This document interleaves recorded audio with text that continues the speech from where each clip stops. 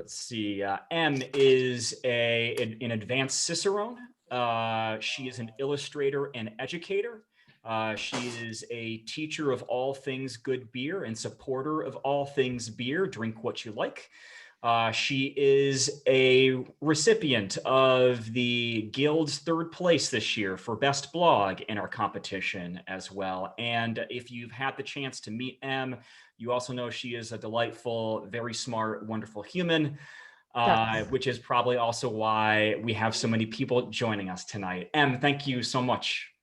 Yeah, thank you for having me. This is great. I'm sorry for the eating of pizza. I work part-time at a brewery, and we are actually usually open till 7. So I don't normally come to, it's just not, I don't have, my timing's not great. So they let me leave a little early. So trying to eat well so I can drink beer and whatnot. So yeah, I have a presentation that I'd like to give about some things that I think are really important in beer journalism, beer education, life. It's short. I want to share some of my favorite comics, how I got to this point, and all that stuff. So, Brian, do you want me to share my screen? If you are able to share your screen, please go ahead. I can do that. Oh, you've disabled screen sharing. There you go. You should be good now. Try it now. Okay. Yes. Hold on. Why are you not being? Hold on. Sorry. If not, I've got your PDF prepped and ready just in case. Oh, wow. Yeah, it's giving me like, normally it just lets me share my screen, but it's giving me more tasks than I'm, and then it says I have to open system preferences to gain access. This is so embarrassing. I'm so embarrassed. So while you're working on that, so along with Pints and Panels, we've got your blog. You've already released one book, Hooray Yes. for Beer. Or that's the upcoming book. That's the upcoming book. Yeah. Your previous book was Beer is for Everyone. Yes. Yes. That was published in 2017 with One Piece. They're a Japanese publisher. They mostly do bad manga translations of like Harry Potter ripoffs that people write on subways on their phones. And then they were like, let's do a beer book. Well, you got to level up at some point, right? So I might as well work with you. Yeah. So I was like, all right, cool, sure. Yeah, it was so much fun to draw and do. I really enjoyed that, writing that book a lot. And then it's still out there somewhat. Yeah, it's not letting me share my screen. Right. I will go ahead and share this. Hey, look. You'll have to prompt me, and I'll walk through it on your pace. I'll be like the remember those film strips from elementary school where it'd be like it would beep and then the teacher would turn to the. It'll be like that. Beer means that. Yeah. Beep. So this is me. I'm M. This is my cartoon. I usually wear a hat, but I don't draw the hat because hats are really hard to draw. When I do Patreon portraits and people send me hats, I'm always like, fuck. Hats. I hate drawing hats.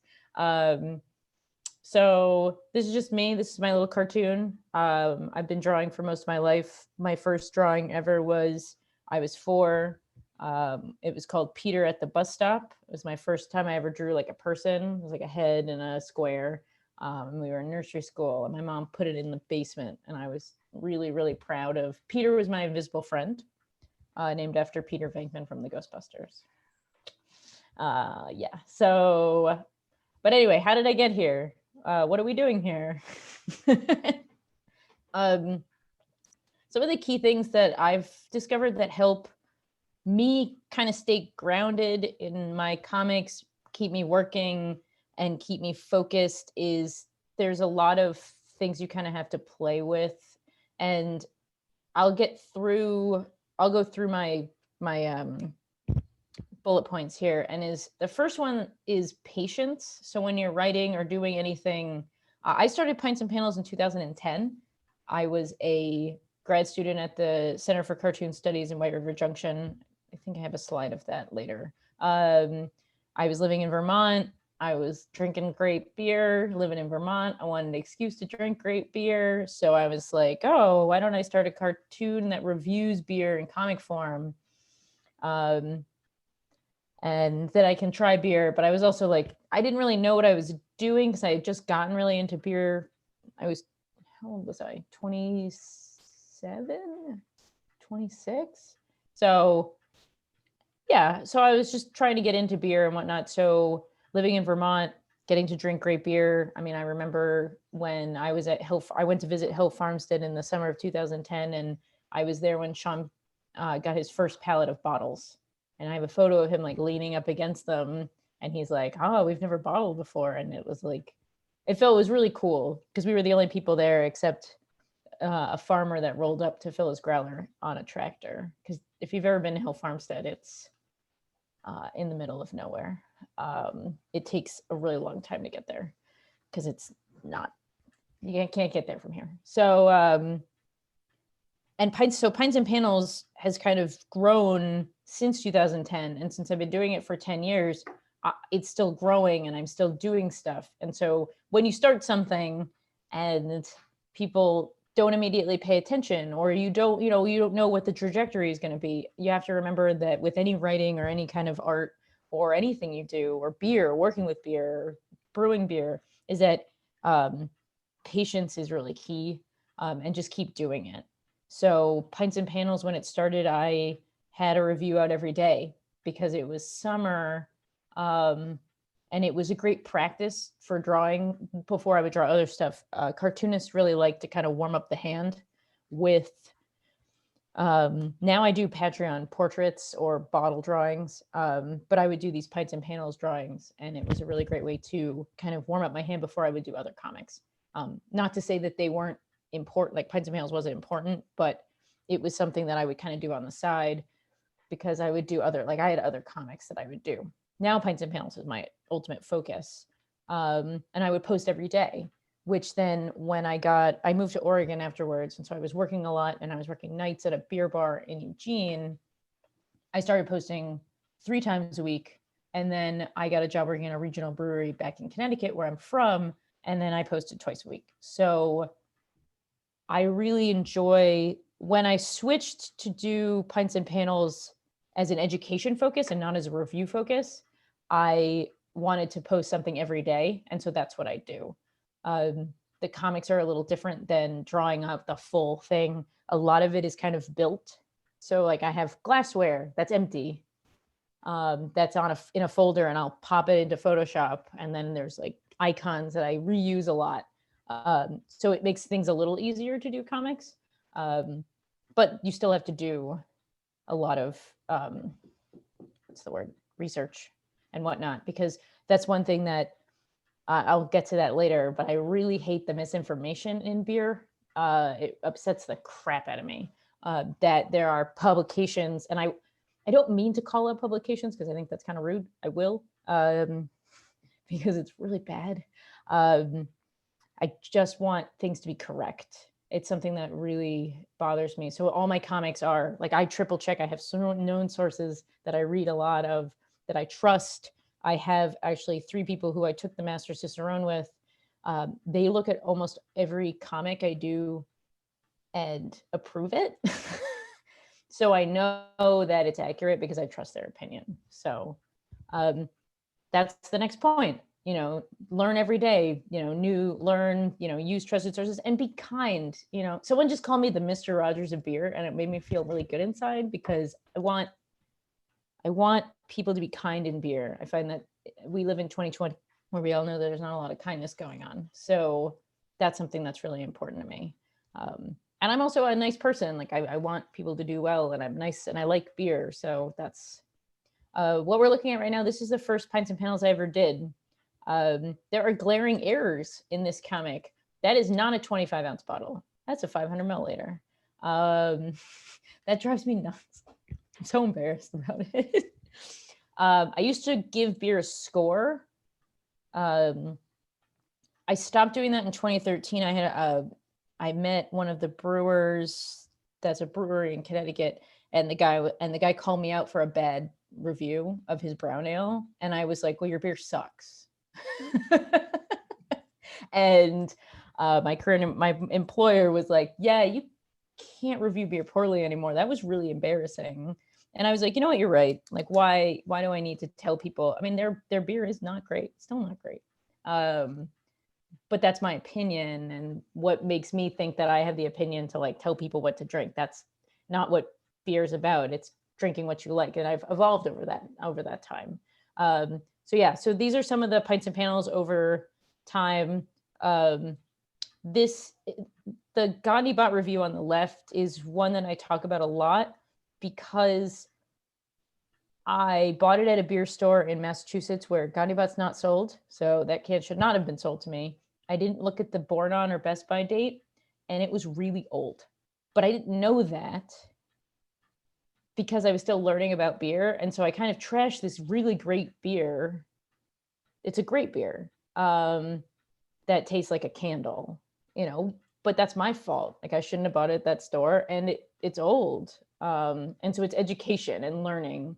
Um, I think that's another reason why I don't review beer anymore, because like I don't know, like I really like most beer, and I don't really want to trash any brands. Um, that's your own opinion, and you can have it. So I don't know why I put the Escondido. I think I just the Stone Grapefruit Slam double IPA. I think it was more of just like that's how it looked back in the day when I switched to not giving it a score. So Hey, I want to ask you a question sure. about those, especially as you're kind of going through this journey. I think the first one's on 2010, the Yeah, last one, that Stone one's 2014. 14. When you had those experiences of both learning about beer, but also like learning these things that you did wrong, what Yeah. were the ways that you kind of internalized that to make you better, whatever that next thing was going to be? I think when I always have like, I always want to be right. And that's kind of new. When I would drink beer and review it, in 2010, I'm like, Heineken sucks. It was a lot of like that stuff. And that's like new drinker stuff. And I was like, yeah, whatever. Okay, Heineken sucks. Sure. Which it doesn't. So, but I found like beer, like I remember in 2010 when I met Stan Hieronymus for the first time, and Stan told me that I needed to buy a copy of Tasting Beer by Randy Mosher, and he was 100% right. I am attached at the hip to that book. It is. I have this. Stan, I don't use the copy you sold anymore, or you signed for me rather. I use the second edition. Um, but that book is one I trust the most for my comics. It's that and How to Brew by John Palmer are the two books that I'm pretty much know that if I read it in that book, it's going to be accurate for the most part. I've never really found anything that to go against that. And so when I was drawing beer and like drinking beer and reviewing beer, I always wanted to make sure that I would have a tasting notebook that I would do. I wouldn't look at what anyone else thought about it. I didn't want like preconsider like Untapped or whatever. I didn't really look at that. I just looked at my own thoughts, and that's how I reviewed it. Or I also really enjoyed when I would review comics that I would talk about the situation I was in when I was drinking it, which always led to really good drawing experiences. So like, oh, I drank this with my friend. I would go drink it with my friend Jason Olson, who's a good friend of mine from high school. And like I draw him into it, or other people, or I got to meet the brewer, and then the brewer would be in it. And that was a fun way to like also just get to draw. So And so we're going to bring back some other of your drawings here, and I'm curious too, from a practical standpoint. Obviously the visual style, the sheer fact that you're creating these things is something that makes it stand out. mhm. But when you think about the simplicity and the brevity of the captions that you write with the speech bubbles, what is something that you have found to be particularly I guess, useful or effective in trying to break these beers down into so few words?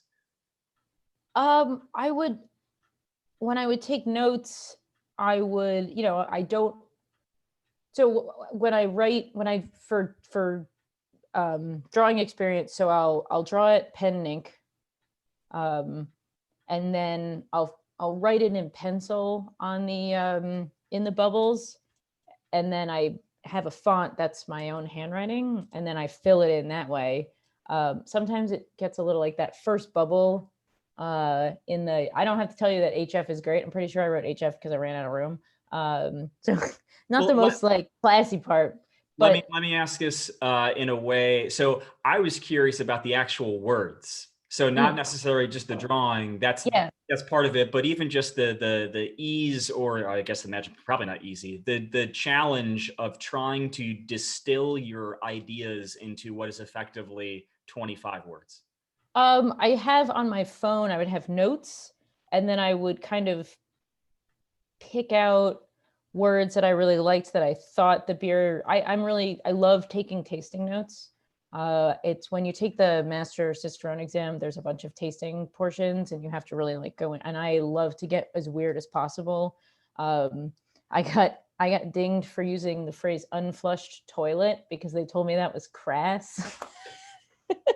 um, yeah, the beer tasted like an unflushed toilet, whatever that means. So with words and whatnot, I usually write down some words, and then I want to make sure I hit the aroma, taste, mouthfeel, kind of like when, if you ever reviewed, or not reviewed, if you ever done like homebrew, when you have the like BJCP and they want you to like really hit all the boxes when it comes to, and then you just simplify it. You know, you only have a bubble, right? So how do I fill that bubble in a way that gets my point across?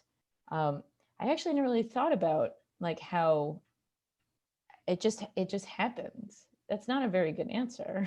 Well, it's a sign. I think to me, that sounds like it's the practice of muscle memory gets to the point where both your education and skill as a taster and person who understands it matches up with just the practice of doing it, and that it gets to that point where you kind of bring it down to so few words. Yeah, The absolutely. flip side of this is having a lot of words. We've got your book here. How did this Yes. come to be? So I got an agent who's not my agent anymore. But I got an agent, and he met with the editor, Glenn Anderson, who's an awesome home brewer, lives in Seattle, and they wanted to do a beer book, not do, my editor was mostly a Japanese translator. He actually left mid making this book to go be a translator at Nintendo. So I lost my editor, the person who really cared about the book. It was actually a real bummer because my new editor, Robert, was a nice guy, but this wasn't his project. So it kind of like, once it got published, they just kind of were like, eh. So it was a little bit of a kind of a downer, that I didn't get to like give it my like full, it got my full attention, obviously, and I like worked really hard on it, and I'm actually really, really proud of how this book turned out. And people really, really like it. It was from a publishing, it was a weird first publishing experience. Working with the Brewers Publications now, it's completely different. There's weekly meetings, and they ask me all the time, like, do I need anything? What do I need? What do you need? Like, there's a lot of, not hand holding, but a lot more support, that I'm really excited to take advantage of for my second book. But my first book, the second book is very similar to this book, except it's not brand specific, and it's much more education focused. Beers for Everyone is kind of expanded reviews of beers that are kind of neatly put into boxes. So there's a multi section, and there's a hoppy section, and we drink Sierra Nevada Pale Ale, and there's a whale section where we drink, Dark Lord. And I get to wear a 3-corner hat, and we get to look for whales. It's a silly book, but I enjoyed making it Fastly. It was a lot of fun to do. So I was itching to do another book. And And when I got to talk to Burst Publications and they were like, oh, we love your first book, let's do another one. I'm like, yeah. So, and published with someone who like, is all beer, isn't normally just doing Japanese translations. So I'm really let's excited. take that because I want to talk real briefly about this slide, and then we're at like a 15-minute warning. So maybe talk about this, and then we can maybe ask if anybody has questions, because this was a real key takeaway. And one of the things of why I wanted to have you to chat tonight is that, you created an audience and a following for the uniqueness of what you're doing. So when you write this as kind of words of wisdom, the thing that you do doesn't exist yet, what does that mean exactly? So that's my former therapist. After COVID, we couldn't meet anymore. But I was always working on comics, and I loved Pints and Panels. And I would always ask her, I'm like, I don't know where I'm going. If you ever listened to me on the Good Beer Hunting podcast a year ago, you can tell I'm spinning my wheels, where I'm like, I don't know what I'm doing. If I pass this test, oh, okay. And she basically was like, well, maybe the thing you do doesn't exist yet. And it was because of her that I realized that, wait a minute, there's visual beer education. That's something that doesn't exist. And I can create that using my comics.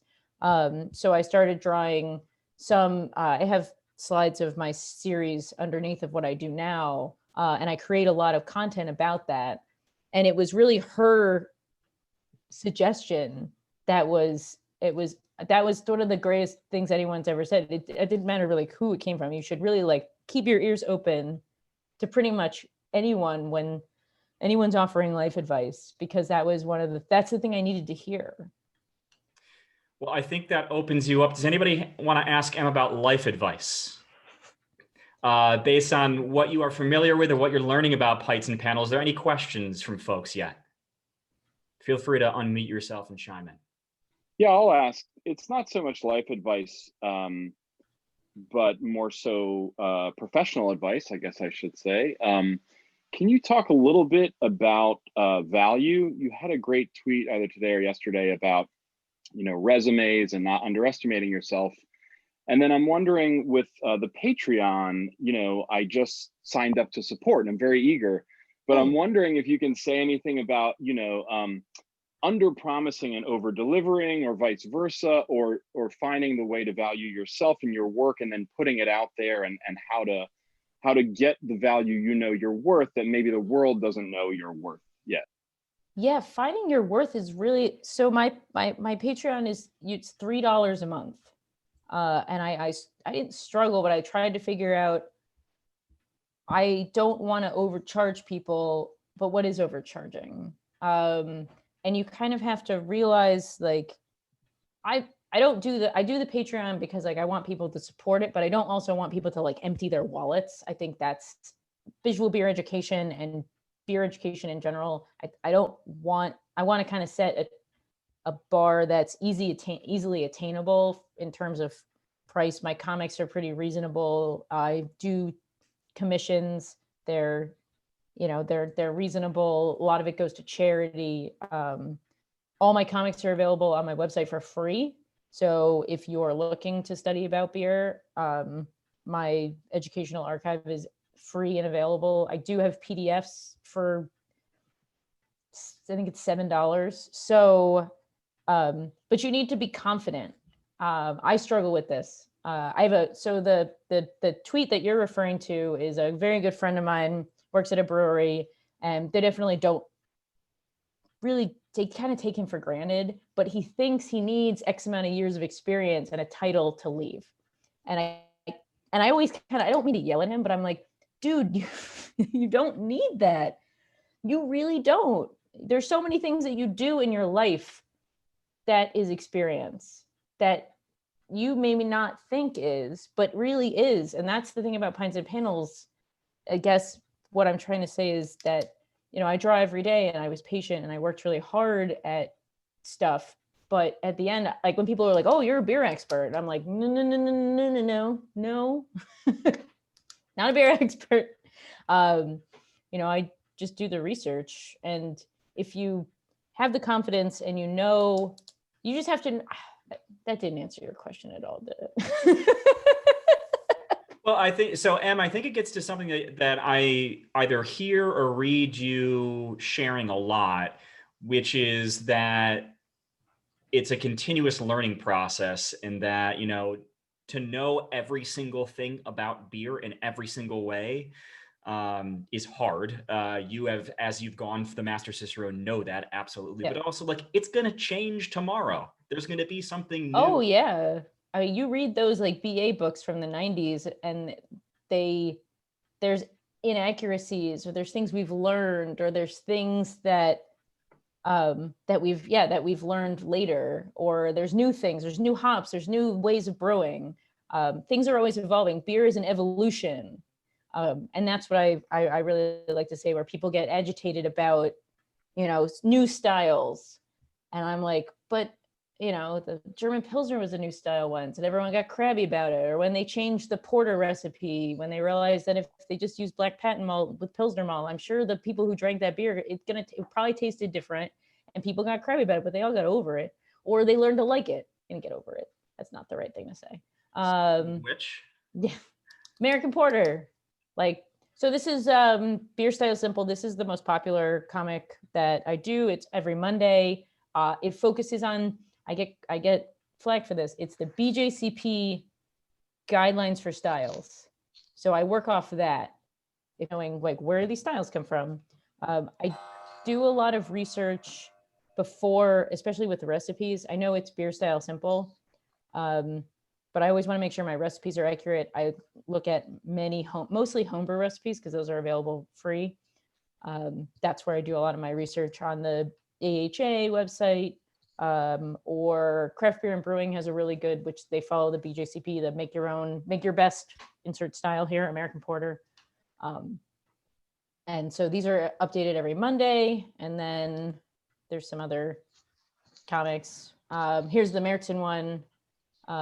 You could always, and the people like reshare your old shit. That's the best part about Twitter. People forget, or they don't forget, but they want to see it again. So I reuse a lot of my content. And that is totally acceptable. Once you made it, you don't have to just like throw it away. You post it once and everyone's like, that's fine, that's great, but show it again. I want to read it again. I want to see it again. I want to see your stuff.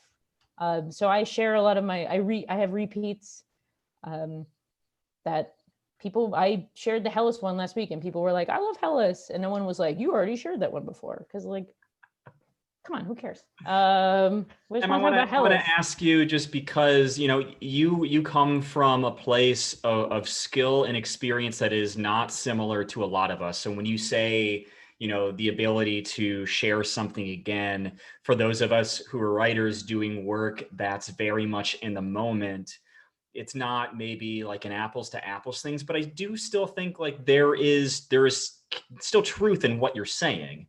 That even if something happens in the past, that doesn't dissuade it from either, I think, the education that you're talking about. And so I'm curious too, when you look back, so maybe not even just the drawings that you do and the cartoons that you create, are there other things from your past work that you feel like that maybe kind of meet that, where maybe it was timely a few years ago, not so much now, but it's still relevant to share? You do have to read the room. I find that it's, I'll if like beer Twitter is talking about a certain thing, I will time that. Sometimes it's not by it's sometimes by accident, but always dig back into what you've got, and if it seems appropriate for the situation, bring it back. That's there's nothing. This room is this Zoom area is full of incredibly smart, talented, wonderful writers. And everybody else. So I'm so, I feel like you guys should be telling me stuff. Well, we're going to skip ahead just a little bit in the slides that you created. And that's actually a great point. One that you mentioned here. Yes. Be a trusted source by using trusted sources. This is a clip and I'm going to call them out because this is from the Beer 101 of Vine Pair, where it says that ale is top fermented, mean the yeast is applied to the top of the wort. Who wrote that? who wrote that? Because I want to like, come on now. And someone's reading that Beer 101 and they're going to take it as fact and they're going to share it and it's going to go other places. So be a trusted source for beer. Know your stuff. Do your research. I am very I get very, very picky about misinformation. I think that actually most people in this room do a really great job of that, not doing that. So kudos. But it's something that I get really stressed out about in beer. There are a lot of people, I mean, today at work, there was a guy that was like, oh, your beer's cold. I can't take it. It's got to be warm. And we were like, no. Beer can be cold and then warm again and then cold again. And he was like, no, I don't believe you. Like, he would not believe us, even though we're the brewery workers. And so there's a lot of like myth and things that we have to kind of chip away at so people get to be better. And when we do so, we create better drinkers for ourselves and for other people that read our work. So we've got maybe about 4 minutes left. I just want to remind people, if you're doing great. I want to remind people, if you received the email with the Google Calendar invite, or even if you don't use Google Calendar, the link to the Google Meet is in there. So please use that. In a few minutes when we switch over, we can chat some more with Em. I do want to finish, and maybe we can squeeze in an extra question or so, but and this is one of the things that I think I appreciate most about the consistency of what you post online that I see. Of all the things, this shows up the most, I think, this emphasis of drink what you want. Could you give a bit of background on why this is something you believe in so much? I want people to love beer. And if that means that I got our next door neighbor only drinks Bud Light, but she loves beer, but she loves Bud Light. And then she's always like, oh, you must hate me. And I'm like, Cynthia, like, I'm going to buy her Bud Light for Christmas because she loves beer. I tell her, as long as you get out of your comfort zone a little bit and try something new, but then go back to what you want to drink, I'm totally okay with that. As long as you love and respect beer. That's the huge part of what beer makes beer so great. I mean, beer is for beer. I mean, this is but beer is, really for everyone. It's for every situation. It has every flavor you can imagine. It's a wonderful beverage meant to enjoy. If you're going to be one of those people that's going to be a downer on beer styles, then come on, man. So we've got a few minutes left here in Zoom before we switch over to Google. Does anybody have any questions for Em we can chat about now before we switch over there? Ooh, Em, how did you meet your agent? Actually, I got this advice from John Hall, which is read beer books that you really like and go to the acknowledgements, and then and then email them. It's the Brooklyn Beer Shop's agent, Bob Mikoy. He was actually really, really nice, but he does mostly cartoonists, but all of the cartoonists that he represents are very, very very famous. And then there's me, and I'm talking about beer. So I was kind of a very small fish in a very large pond. And so I was too small for him. But he was a really, really nice guy. He loved bourbon. But that's how I met that's a really great, read books. Most people, if they have an agent, thank their agent. So. Anybody else curious about some wise wisdom from Em? Hi. Would you ever do spirits or wine, or have you thought about, or just do you want to keep it pints and panels? Just kind of curious. You mentioned bourbon, and I was like, oh, yeah. Wait, well, is there a bourbon? I mean, I love bourbon. I love. You can tweet about that this week too. So I was like, okay, I love bourbon, but I don't know a lot about spirits and wine. Like I just went, when I bought this celebration, I also bought a box of wine. I'm going to tell you that's where my wine knowledge ends. And it was on sale. So I've done, when I lived in Oregon, I had a really great selection of Pinot Noirs and Pinot Gris because I lived in the Willamette Valley. So I did do Pinot and panels for a little bit, which I really liked, but I also really don't know a lot about wine and spirits, so I kind of keep them in. I am a participant drinker with those beverages. So It could be a way to could be a way to learn, though. Just saying, could be That's that could be true. your talk to an expert, and there you go. I have been reading Wine Folly, which is the visual wine education component. I have a friend who's a wine writer, and he suggested that. And it's a really, really great book. And I take a lot of cues from what they do, because they do a really, really good job with visual wine education. That's a great tease. We're going to continue this conversation to talk about Pinot and panels over on Google Meet. So, Em, thank you very much, everyone. Yeah. We'll be over there shortly.